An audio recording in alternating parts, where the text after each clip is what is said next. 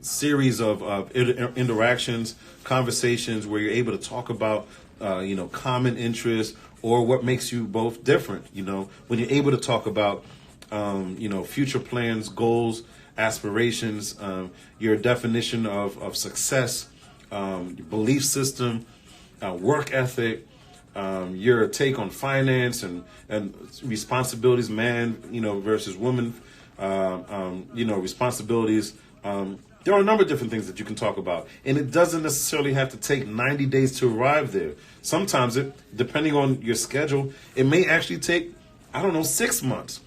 So don't get caught up in these 30, 60, 90-day, formulas for chemistry or for the development of your relationship. Think about content. Think about character-based discussions. Think about courageous conversations, as my colleague Dr. R.G. Allen Wilson would say.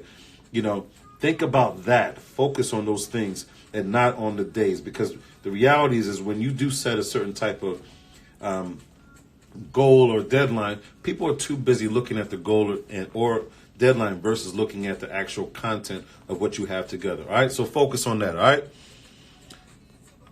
Anyway, so Lydia says, should single women have maintenance men to keep for having too many casual what's that, deaf partners? And then it says sex partner. Oh, sex partner. All right, sex partner. All right. So no. Maintenance man is sloppy. Here's the reason why. Often when you talk about a maintenance man is somebody that's around that provides a specific kind of service, right? And often that still gets messy because you're not thinking about that person's feelings. And while they may, you may say, oh no, everything's cool, they good, it's just casual, it's whatever. The reality of life, and for many people that have been around long enough, there are very few things that are really casual, all right? And so when you talk about casual, again, in the casual sense, you don't stay long-term casual, period. I'm just saying, again, one of the rules people don't talk about is that if it's casual, it's short and casual, meaning it's a season, it's a short period of time. You don't do casual for a long period of time, period. At the end of the day, that casual situation becomes into a casual relationship, which then, by the way, gets complicated at times. For most people, I'm not going to say that there are perfect, it's always the case, but if you're talking about casual and maintenance, it really doesn't actually match. A maintenance person is going to be around for a longer period of time, and the fact that the nature of the relationship is casual, in most cases, it can get a little messy. So that's just my humble opinion. While, there are tons of people, I'm sure, that operate in that space as like a side piece, a maintenance man, maintenance girl, or whatever. The reality is that, if you're sitting there saying, well, you're just going to occupy this space until I get someone serious, it can get messy when you're ready to end that situation. All right. Please try not to do that. Soul ties, says Daphne. Yeah, well, soul ties are important, but at the end of the day, they're also rare. So it's important that you don't get caught up just saying, well, you know what, I don't feel like there's a soul connection. Sometimes it takes a lot of time to get to that place. But if you are fortunate enough to identify someone that you do have a soul tie with, that's great. Remember one thing though, I always talk about, praying for discernment, or just practicing discernment, period. Just because you may have a soul tie or a soul mate or someone that you really feel, deeply gets you and you them, and there's a certain kind of spirit that you guys share. That doesn't necessarily mean that that's your significant other. That's your love for your life, okay? There are all types of people that come into our life, and we got to just make sure that, we don't get into a space where we say, you know what, I'm just going to go ahead and make this person that has been like a really good friend, someone that I feel I have a soul tie with, I'm going to go ahead and pursue an intimate, non-platonic relationship. So just remember that. All right. Just Jackie, thanks for joining me. 704, what up? Allie, thanks for joining. All right. Pretty 60 says, what does one do when they are lacking physical fulfillment in a long-term committed relationship despite the genuine love, care, and concern? Very good question. There are a couple ways that you can approach that, obviously, right? If you're talking about your lack in physical fulfillment, right? What that means, there's two ways that can actually be happening, right? One, your significant other could actually, not be able to satisfy you by way of, their technique or things that they're doing versus the things that you like, right? There's still some hope there because that person you can teach them, right? Then there's the other actual more literal interpretation of what you said, right? In terms of physical being able to fulfill you, right? And you already know what I mean when I say that. So someone that's able to actually, meet you there physically, and may not have it, that's something that you got to start thinking about in terms of what other alternatives are there. Is it a matter of their size? Is it a matter of their, endurance? These are some other things that you have to have a conversation about. And so I would be honest with that person. But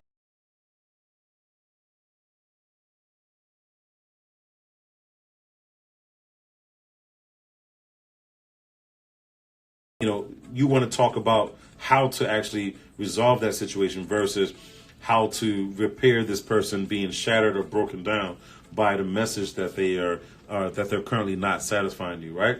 So getting to know yourself, and if you do already know yourself physically, then a certain technique is a solution, that there's additional toys or things of that nature that you may actually bring to the bedroom, is a solution that perhaps emotionally or spiritually you got.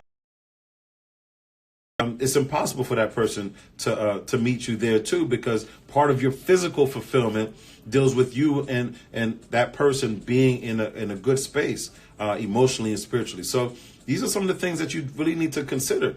We are a lot more sophisticated than we want to give ourselves credit for. So while we are, the most evolved form of animals, and yes, chemistry and all these things definitely make it do what it does. But the reality is also there's other layers to us. So sometimes when you're not in good emotional, spiritual alignment, sometimes when there are other things that are stressors in terms of finance, or how someone is doing it in the household in terms of playing their role as your significant other. These things also play a role in it. So it's not always about just the physical fulfillment. But it could be other things that contribute to their lack of performance, as well as your lack of ability to get to where you need to be when you guys are being intimate. All right. So if you're just now checking me out, this is Wednesdays with Wes. As you already know, today is to make sure that we're answering your questions about all things relationships. And the next one I have is from Daphne. She says, "What are your thoughts on identifying a person's love language when it comes to dating or relationships?" About identifying. Well, number one, of course, you want to talk about the topic overall when when you're dating someone or even in a relationship. So you want to first bring it up, and not bring it up from the standpoint of like, you've heard of love languages, right? But actually, talk about it and then break down what are all the love languages and all that, the good stuff. There are also a ton of different, free tests that you can take online that'll kind of show you basically what is your love language. And so I would make it something that's fun, where you say, hey, let's take this test. And, while you may know what your love language is, here's a funny thing.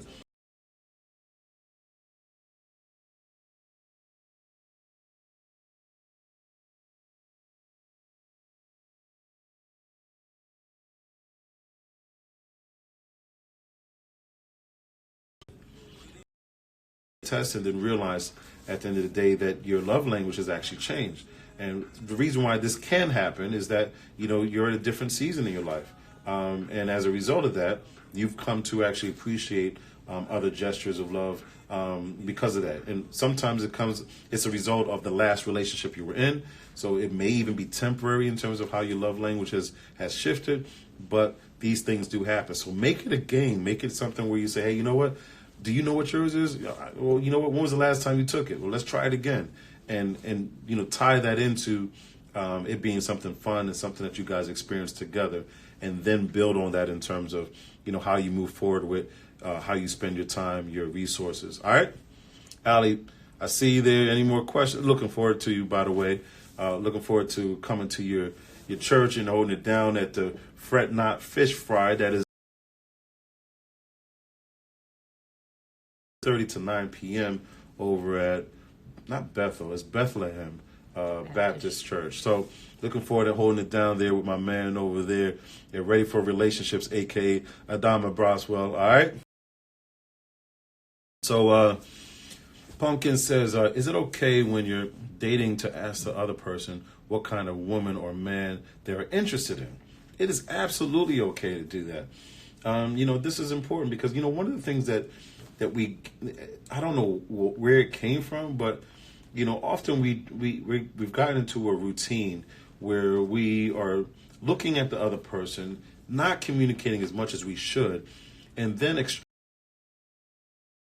interpretation or assumption of the things that we may like, as opposed to being more transparent and just straightforward about the things that we do like. Here's the interesting thing about that is that even if at the person across the table from you or whatever, that's okay. Just because you may have a mutual attraction does not necessarily mean that it's going to turn into a relationship or something deeper. And just because you have an attraction or start to compromise the things that you really hold on to as being some key qualities in a person that you're looking for. So remember that while that person may be attractive or there's certain things about them that really engage you, it's not enough for you to just do that. You should put it out there what your interests are, and you should ask them what their interests are in terms of what are the things that they enjoy or that they're looking for in a significant other. All right? So make sure that you do that. Never shy away from that question. All right? All right. Jam down, lady. Thank you very much. Hot face. Henry, what's going on? People. All right. Talk to Mac. What's going on, Fabulous? What's up? What's up? What's up? Daphne says, do you think knowing love languages are important in a relationship? It is absolutely important to know love languages in a relationship. It's important for you to know yours.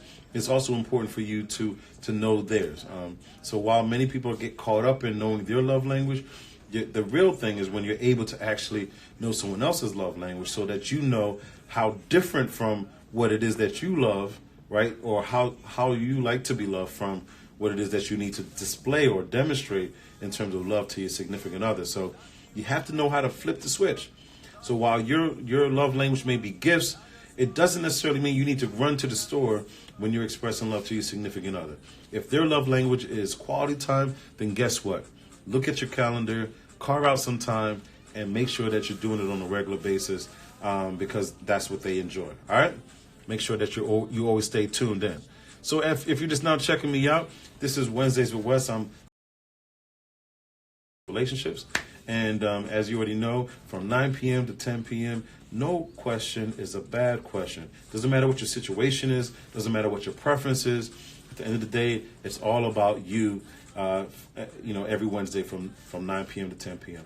So if you're single, separated, married, divorced, gay, straight, doesn't matter what your situation is, feel free to go ahead and ask the question, and we'll be more than happy to provide you another perspective, a fresh perspective, hopefully, on all things relationships. Doesn't matter where you got the thought or the question from either, by the way.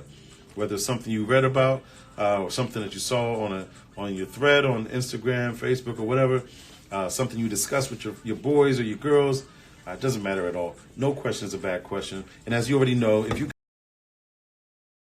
we can go to the random and anonymous bag. But I always enjoy hearing from you guys. It's always more fun when you guys are jumping in with your questions, all right? So I hear you, Daphne, talking about gifts up. So Jam Down says, finances, difficult conversation for some, especially when you're being lied to and when you've been lied to in the past. How do you start that conversation? Well, that's an important, one of the things that many people know or or let me at least repeat this if you don't know. Finance is a very, very intimate topic for discussion. Very, very intimate. So what you want to do on this topic is you want to, start asking about, what their opinion is in terms of, do you think that, when you're in a relationship that, a serious relationship, that you should have a joint account? Do you, what do you think about, long range, goals as it relates to finance? What are some of the bills you think a man should think that, what are your thoughts about building financially? Those things. Do you think, someone needs to bring in more if bring in more in terms of paying more bills if they earn more, that type of thing. So I think it's important that you understand what the financial culture is with an individual versus someone else, because we all grow up differently. So, in certain instances, a good example is when they have a man, the man should just give them money, just period, just give them money. Other women may say, you know what, and we're in a relationship, mine is mine and yours is yours. So, when you go into that relationship, how do you know? Make sure you have some conversation just so that you're not making any assumptions around, what you think someone else's expectations are. There's nothing like good old-fashioned conversation, all right? Child, thanks for joining us. I really appreciate that. Lady, there's this question that came in, and you said, how do I talk to my partner about moving to unprotected sex / STDs and getting tested together? How do you talk about it? I think that again, I'm not a big fan for dancing around certain types of questions. This is all about life and being safe. And so when you are in a situation where you're having unprotected sex, with your mate, and there's a couple of things that you should do. If you haven't already had the conversation about the history, you should have it. And I'm not talking about the history in terms of how many people did you sleep with. What does that even matter at the end of the day? You're with that person. It doesn't really matter at all. It really doesn't. What matters is are you healthy right now? And if you're not healthy, then what do we need to do about that? So you want to talk about the history in terms of, have you had STDs or something like that? Where are you now as it relates to that? Some people may have something still lingering, right? There's certain STDs that you just can't shake off or take some penicillin for. So have that conversation. Be willing to get tested, and because at the end of the day, it's your life, right? We're talking about your life. So if someone is shying away from that, is not willing to do that, then you need to go ahead and start thinking about what you're going to do to. You have to make sure that you do that. So if you don't have someone that's in your life that's willing to say, you know what, boom, here's the portal, here's my last exam, here's the results of that, then you need to go ahead and graduate towards that and have that conversation about why this is important to you, your life, and whether or not you started off on some raw stuff and now you want to wheel it back in. That's your right. That's perfectly fine at any point that you should do that. All right. Hope I going on. Thank you for joining us. I appreciate that. Daphne says, how would someone attract someone like them so compatibility becomes easier? Attracting someone like yourself really goes down to you demonstrating the things that you actually are interested in. So what I mean by that is that if you love art, then you should go to art exhibits. You should go to different museums and things of nature. If you love music, same thing. If you're a very if you're a hardcore Christian, you should make sure that with discipline you're going to church and you participate in church and choirs and all that other stuff, or that you're going to Bible study and all that good stuff. Whatever your interests are, right? The things that really define you, you should really demonstrate it in a public way that allows for other people to also show up and demonstrate their love for the same thing. Now, while people may say, well, I don't want to meet anyone in those spaces, well, at the end of the day, guess what? There are creepy people in all spaces. From the gym to church and everywhere in between, people, there are people that have challenges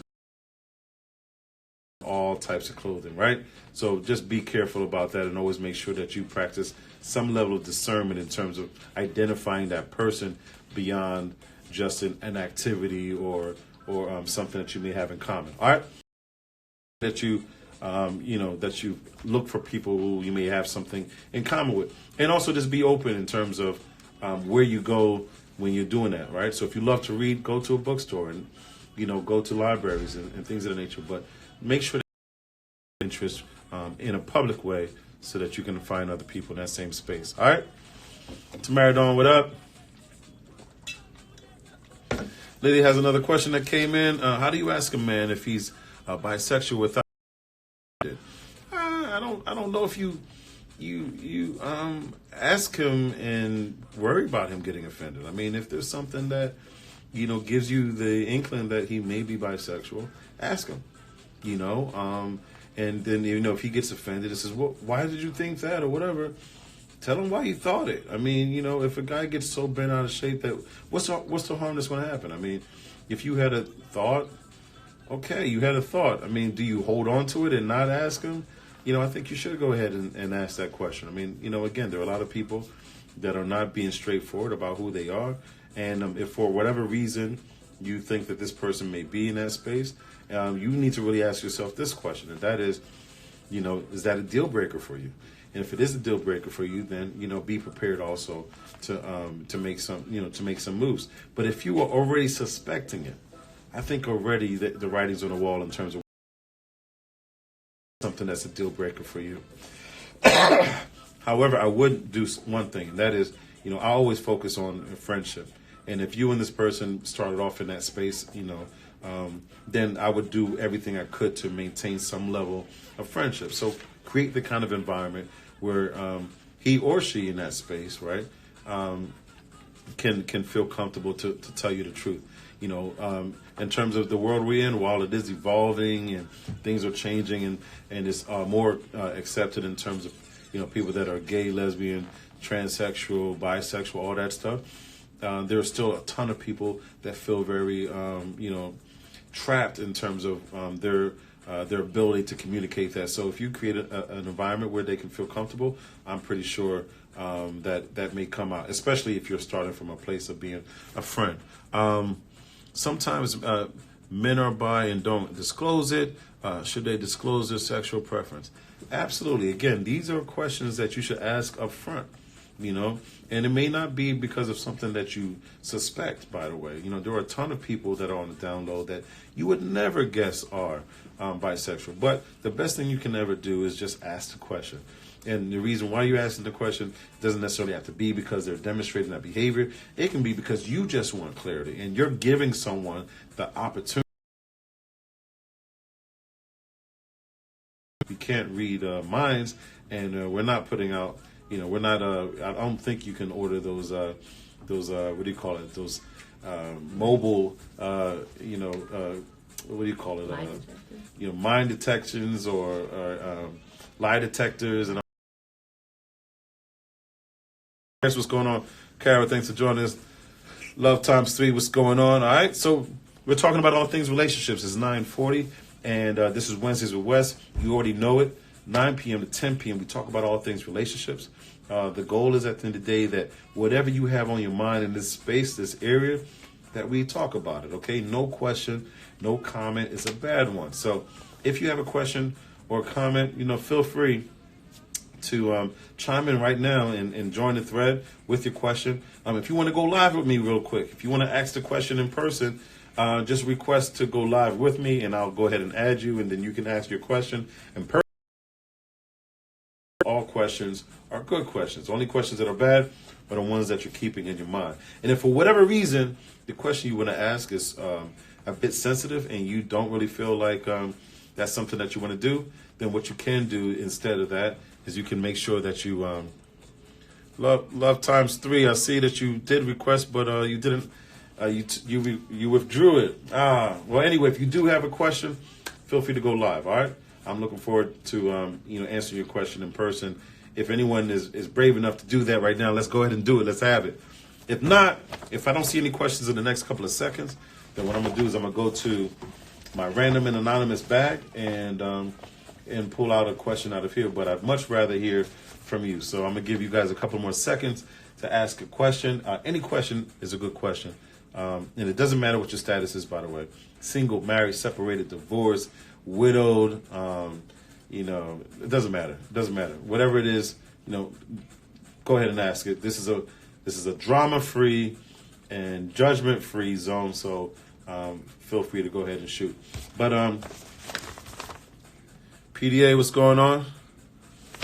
So let me go ahead and, I see a question. Okay, just in time. Narumi says, what do you think about new partners and relocating, moving in? New partners, relocating and moving in. If you say relocating, meaning that both of you move to a new location, that can be very interesting. Obviously, you have a lot of things that may be happening.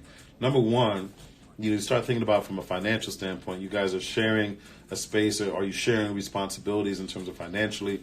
Is it a situation where you both are needed to live in this space? That can create a certain amount of pressure that, that say for whatever reason you're unable to stay together.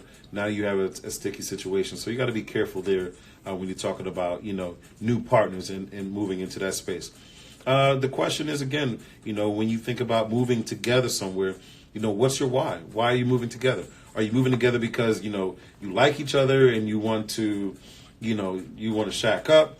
Or are you moving together as like, the step right before you get engaged or something? What's the goal? What's the objective? Or what's the end game, if you will?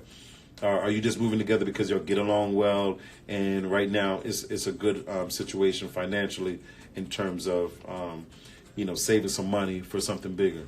What's your goal? Do you want to get married? Are you looking forward to, taking some of the money that you're saving by living together to do something in the future? Think about that. So play chess and not checkers, okay? Make sure you're playing chess and not checkers. This move is just one, but I hopefully is one of several that you have planned for your future, both near and far. All right. So if anybody has any more questions, go ahead and feel free to ask. I'd love to answer them.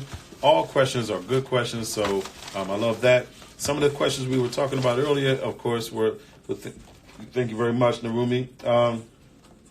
Some of the questions that we talked about earlier really pertain to, what are some of the tough questions that you really need to ask in a relationship. And I'd love to make sure that, we stay on that topic because, there are tons of questions that I believe naturally we tend to avoid. And I'm not sure, what your reason may be, but I know in the past, sometimes you don't want the other shoe to drop, so to speak, or reality to set in by way of asking certain questions that may be a deal breaker, or perhaps, you don't want to deal with potential conflict or the confrontation that comes with some of these tough conversations that we need to have. But I believe that the more conversations you have around, things that are pertaining to what your core interests or values are early in the game, the better, as opposed to ignoring it and then 6 months later, maybe even a year or more later, realizing that, this person and you were not in the same space and going in two different directions, and that's time that you can't get back. Lydia says, there's a question that came in. It says, I'm newly dating someone who casually mentioned he goes to a known gay bar regularly and sees no issue with straight men frequenting the bar. What are my thoughts? My thoughts at the end of the day is that he should just go ahead and admit that he's gay, or bisexual, whichever way he want to split it. I don't, again, while it is 2020 and, the acceptance of, gays, lesbians, transgender, queer, all that is definitely full swing. No pun intended. The point is at the end of the day, not many straight people are frequenting gay bars, especially I would say if I was assuming that this man is a black man. I'm just saying that. So in that situation, I would say that he should just go ahead and admit it. And, whatever it is whatever it is. But just be honest about whatever it is. All right? So any more questions, please. Like I said, any question is a good question. You want another perspective on it, I got it. Just feed me the question, and I'm going to make sure I feed you an answer. And if for whatever reason the question that you ask is one that I can't answer, well, I'll get back to you. And my team is here to make sure to document whatever that question may be, so that I can circle back to you or provide you some more details if necessary. All right.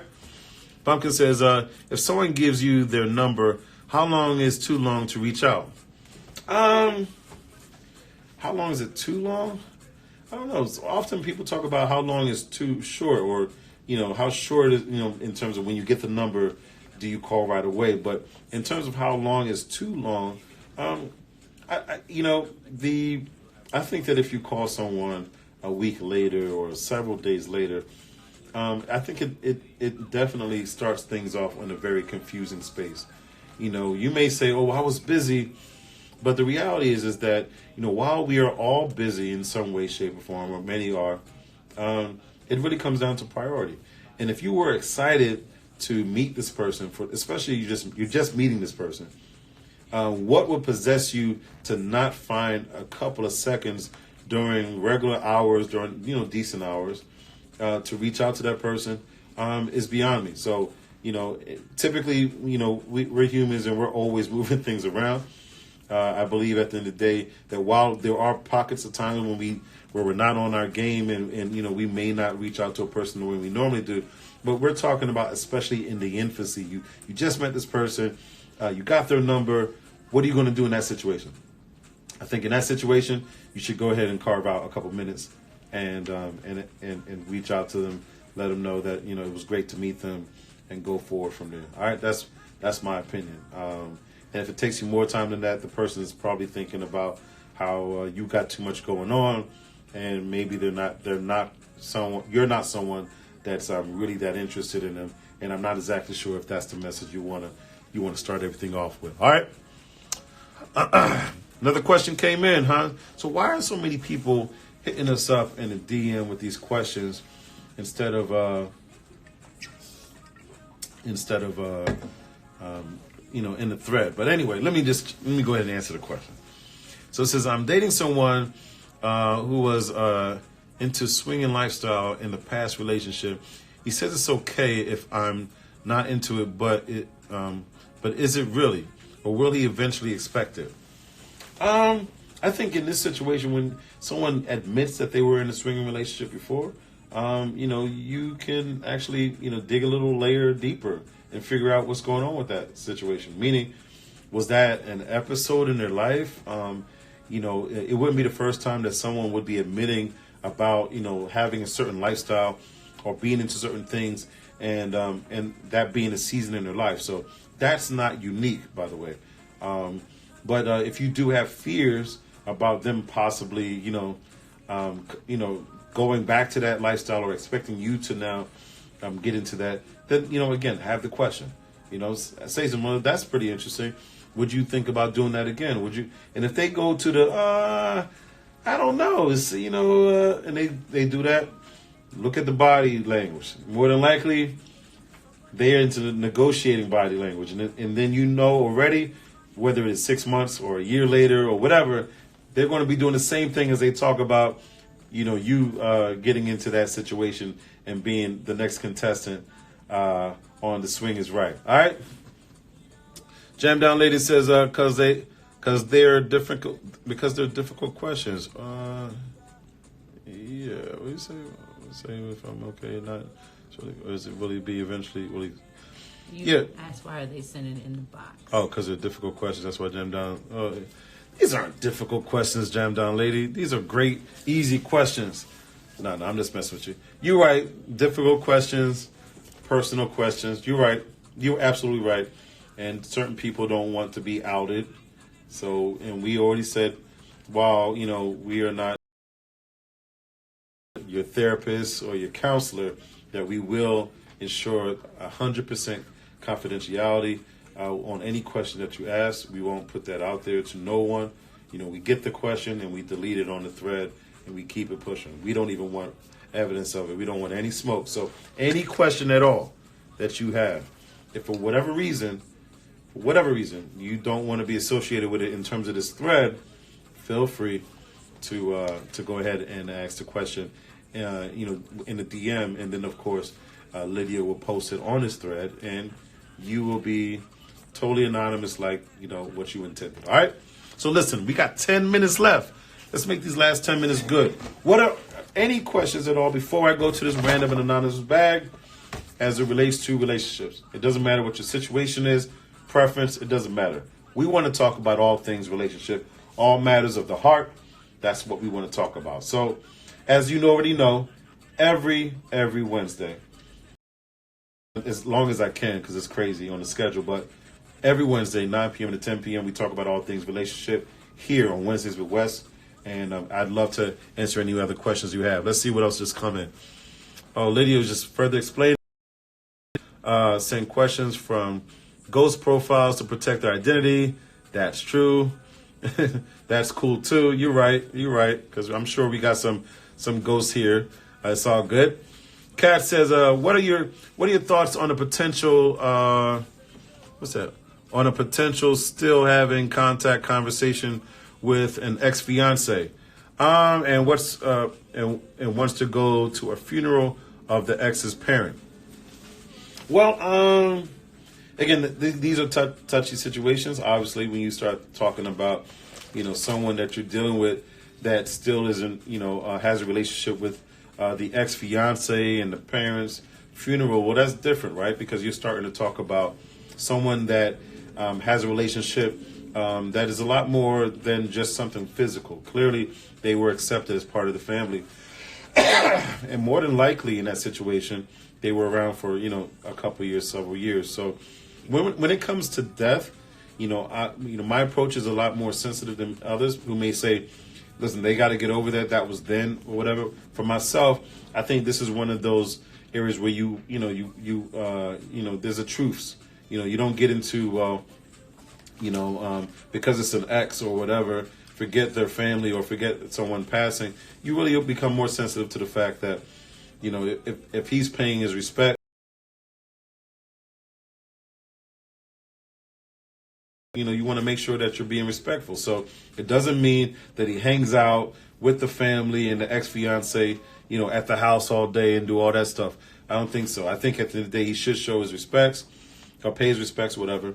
And that's it, but hanging out and doing all this stuff, I think that puts it into a real scary space, because more times than not, something can jump off, pun intended, when you're in that emotional state, and you don't want to go ahead and put yourself into that kind of situation if you don't have to. So talk about boundaries, all right? And then after you talk about what the boundaries are, go ahead and let them go with your blessings, all right? So, Glam Doctor, thanks for joining. It's been a long time. Thank you for joining us. Appreciate you agreeing with the different points. Jam Down Lady, thanks for the amen. And as you already know, 6 minutes left. We're talking about all things relationships. And it's always been a good experience when we get together on Wednesdays. This is Wednesdays with Wes. I'm Donovan Hitchmaster West. And we talk about all under the moon. It doesn't matter. The goal is, at the end of the day, is that we create the kind of dialogue that's transparent and reflective of what your interests are, some of your concerns, the challenges that you're having in the area of relationships. And of course, those questions, hopefully I can provide some additional context or content or perspective when it comes to those different things that we're discussing, and that is helpful for you. If you know of somebody in your circle that that would like to come out and check out Wednesdays with Wes, please do me a major favor and forward to that person. All right. So if everybody that's on this thread right now took an opportunity to forward something from the relationship script to 3 people who don't already know, that'll be great. Because what I want to do is I want to make sure that every week, relationship script, and more importantly, Wednesdays with Wes as an opportunity to have some really cool dialogue about all things relationships. So Lydia just posted something else, and this will probably be 5 minutes ago, might be the last one. We'll see. Should your new partner go with you to the family funeral if both parties have moved in, if both parties have moved on, but you're your children's dreams parent, grandparent, okay, oof. Grandparent dies, can you bring your new partner to the funeral? Funeral. Why are you bringing a new partner to a funeral anyway? I don't know. Okay, I don't know if somebody's it's been like over a year. All right, so if someone is in a relationship, a new relationship, the old relationship, there's things that happen like a funeral, someone died or whatever. Again, understand something, that if you were in a prior relationship for a certain period of time, and you've developed some relationships outside of the person that you were in,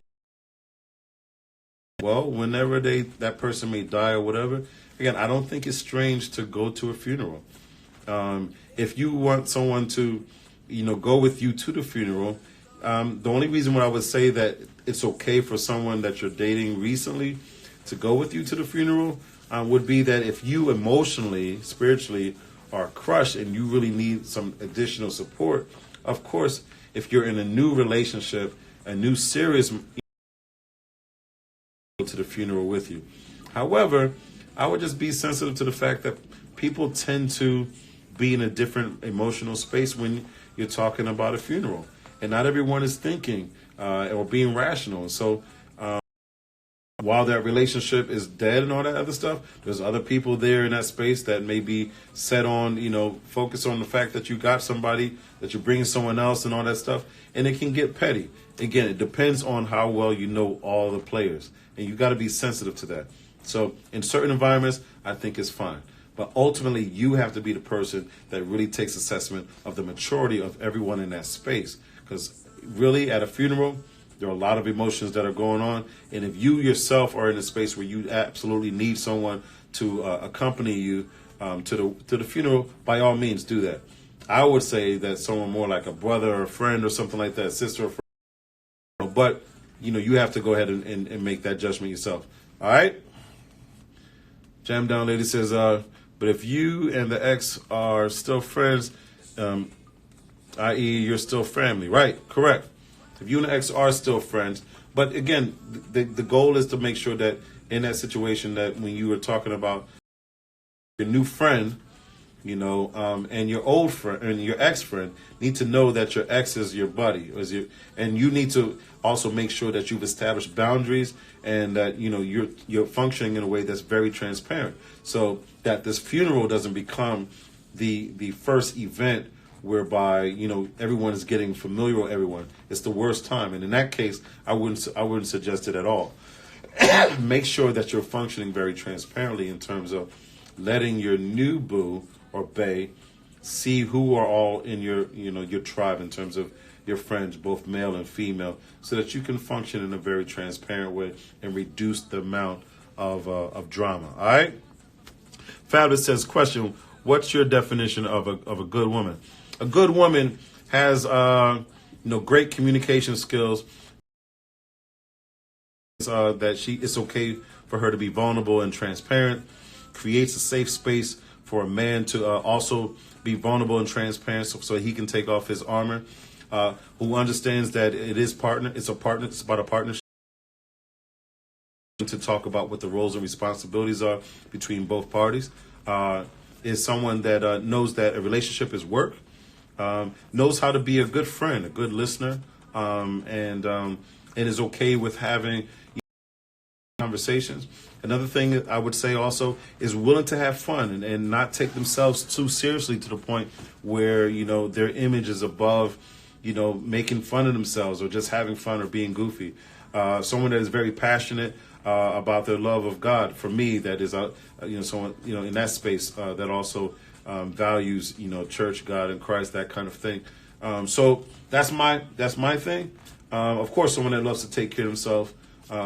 Believes in self-care, loves to work out, all that good stuff. So those are some of my things, the majority of my things. For everyone that I didn't get back to, I apologize. But in the meantime, listen, please make sure that you send this to someone or 2 or 3 people, all right? Just make sure that at the end of the day that you do that. And it's always a pleasure to connect with you on Wednesdays with Wes. I'm Donovan Hitchmaster West. It's been amazing. please make sure you tell someone. I'll see you next Wednesday. All right, 9 p.m. to 10.